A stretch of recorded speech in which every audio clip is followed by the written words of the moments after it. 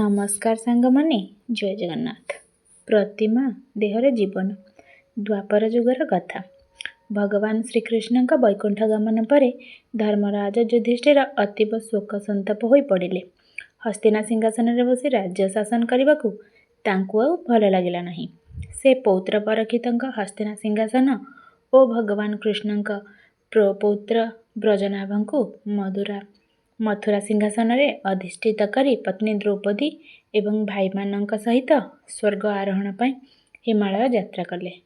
ଦିନେ ହସ୍ତିନା ସମ୍ରାଟ ପରିଗୀତ ମଥୁରାରେ ଯାଇ ପହଞ୍ଚିଲେ। ବଜ୍ରନାଭ କିପରି ଅଛନ୍ତି ଦେଖି ଆସିବା ପାଇଁ।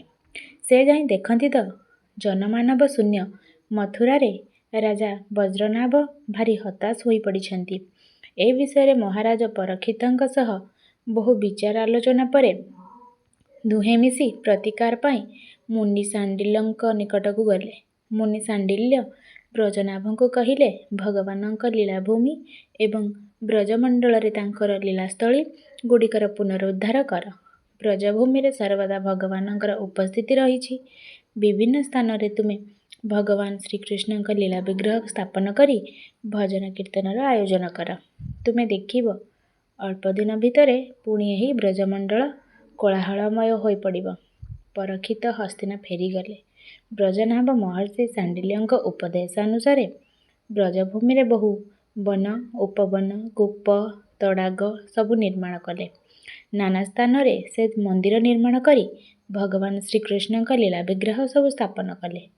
ମୁନି ଶାଣ୍ଡିଲ୍ୟଙ୍କ କଥା ଅନୁସାରେ ସତକୁ ସତ ବ୍ରଜଭୂମି ପୁଣି କୋଳାହଳମୟ ହୋଇ ଉଠିଲା। ସେହି ବେଳର କଥା। ବ୍ରଜନାଭ ଭଗବାନ କୃଷ୍ଣଙ୍କ ନାନା ବିଗ୍ରହ ସହ ଅନ୍ୟ 3ଟି ବିଗ୍ରହ ନିର୍ମାଣ କରିଥିଲେ। ମଦନମୋହନ, ଗୋପୀନାଥ ଦେବ ଓ ଗୋବିନ୍ଦ ଦେବ। ଏହି 3ଟି ଯାକ ବିଗ୍ରହ ଗୋଟିଏ ମାତ୍ର ଶିଳାରୁ ପ୍ରସ୍ତୁତ ହୋଇଥିଲା। କୁହାଯାଏ ଯେ କଂସ କାରାଗାରରେ ଯେଉଁ ଶିଳା ଉପରେ ମା ଅମ୍ବିକାଙ୍କୁ କଚାଡ଼ି ମାରିବା ପାଇଁ ଚେଷ୍ଟା କରିଥିଲା, ଏହା ଥିଲା ସେହି ଶିଳା। କଳିଯୁଗର ପ୍ରାରମ୍ଭରେ ବିଗ୍ରହମାନେ ସ୍ଥାପିତ ହୋଇ ବୃନ୍ଦାବନରେ ପ୍ରାୟ 5000 ବର୍ଷ ଯାଏଁ ପୂଜା ହେଲେ। କାଳକ୍ରମେ ଅନେକ ହିନ୍ଦୁ ରାଜାଙ୍କ ପୃଷ୍ଠପୋଷକତାରେ ବିଗ୍ରହମାନେ ପୂଜା ହେଲେ। ବହୁ ମନ୍ଦିର ନିର୍ମାଣ ହେଲା। କିନ୍ତୁ କାଳାନ୍ତରରେ ଭାରତବର୍ଷରେ ବିଧର୍ମୀମାନଙ୍କ ରାଜତ୍ୱ ଆରମ୍ଭ ହେଲା ଓ ହିନ୍ଦୁ ଧର୍ମପୀଠମାନଙ୍କ ଉପରେ ବିପଦ ମାଡ଼ି ଆସିଲା। ମୋଗଲ ସମ୍ରାଟ ଔରଙ୍ଗଜେବଙ୍କ ରାଜତ୍ୱ ଥାଏ ସେତେବେଳେ। ଧର୍ମବିଦ୍ୱେଷୀ ମୋଗଲ ସମ୍ରାଟଙ୍କ ଆଖି ବୃନ୍ଦାବନ ଏବଂ ମଥୁରା ଉପରେ ପଡ଼ିଲା। ସେ ବହୁ ମନ୍ଦିର ଏବଂ ବିଗ୍ରହଙ୍କୁ ଧୂଳିସାତ୍ କରି ମାଟିରେ ମିଶାଇ ଦେଲେ। କିଛି ହିନ୍ଦୁ ରାଜା ପୂଜକଙ୍କ ଚେଷ୍ଟାରେ କେତେକ ବିଗ୍ରହ ଆତ୍ମଗୋପନ କରି ତାଙ୍କୁ ଦୃଷ୍ଟିରୁ ରକ୍ଷା ପାଇଗଲେ। ସେହି ସମୟରେ ରାଜସ୍ଥାନ ଜୟପୁର ସହରର ପ୍ରତିଷ୍ଠାତା ତଥା ଜୟପୁର ରାଜ୍ୟର ରାଜା ଥିଲେ ସୱାଇ ଜୟସିଂହ ଦ୍ୱିତୀୟ। ଠାକୁରମାନଙ୍କୁ ରକ୍ଷା କରିବାକୁ ସେ ସହଯୋଗର ହାତ ବଢ଼ାଇଲେ। ନିଜର ସୈନ୍ୟ ସାମନ୍ତଙ୍କ ସାହାଯ୍ୟରେ ସେ ସେହି 3ଟି ବିଗ୍ରହଙ୍କ ବୃନ୍ଦାବନରୁ ଜୟପୁରକୁ ଘେନି ଆସିଲେ।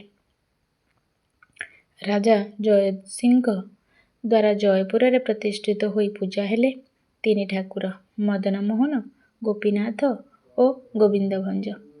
ଆଜି ମଧ୍ୟ ସେହି 3 ଠାକୁର ଜୟପୁରରେ ପୂଜା ପାଉଛନ୍ତି ଓ ଏହା 3ଟି ପ୍ରମୁଖ ବୈଷ୍ଣବସ୍ଥଳୀ ରୂପେ ପରିଚିତ।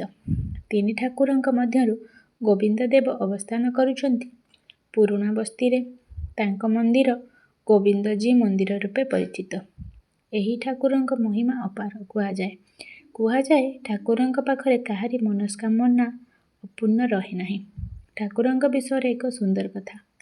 ଯେତେବେଳେ ଭାରତବର୍ଷରେ ଥାଏ ବ୍ରିଟିଶ ଶାସନ, ଲୋକ ଏତେ ଭକ୍ତି ଓ ବିଶ୍ୱାସରେ ପ୍ରଭୁଙ୍କୁ ପୂଜା କରୁଛନ୍ତି।